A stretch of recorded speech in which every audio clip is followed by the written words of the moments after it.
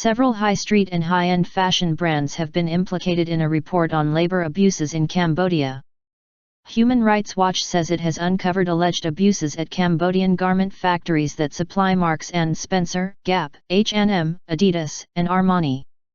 The pressure group found evidence of discrimination and anti-union practices, it says. It believes that short-term contracts can prevent workers from asserting their rights.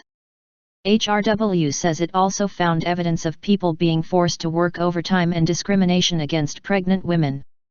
The study found that factories supplying major retailers often subcontract work to smaller factories, which are more likely to hire staff on a casual basis. This makes it harder for workers to complain for fear of losing their jobs, HRW maintains. Ethical standards. These international apparel brands need to help labor law compliance by publicly disclosing and regularly updating the names and addresses of their factories, says HRW researcher Aruna Kashyap. HRW says it has documented conditions inside 73 factories in Cambodia through interviews with more than 340 people. Marks & Spencer does not publicly disclose the names of its suppliers, but HRW believes that 13 of the 73 factories supplied goods to the British retail giant. We have not been presented with any evidence to support these claims, a Marks & Spencer spokesman said. If HRW comes to us with any evidence, we will, of course, investigate.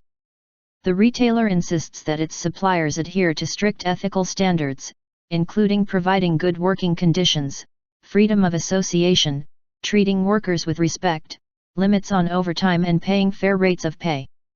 All our supplier factories are audited regularly by third-party, independent auditors and are visited by M&S compliance managers, the company said. M&S has committed to publishing a list of its suppliers in 2016. Lost contracts.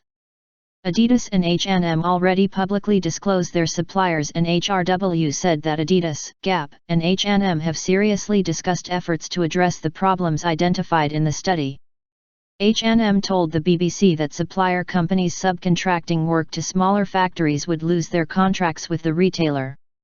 H&M has distributed a translated copy of its suppliers list to local unions and labor rights groups to encourage whistleblowing on undeclared units, the company said.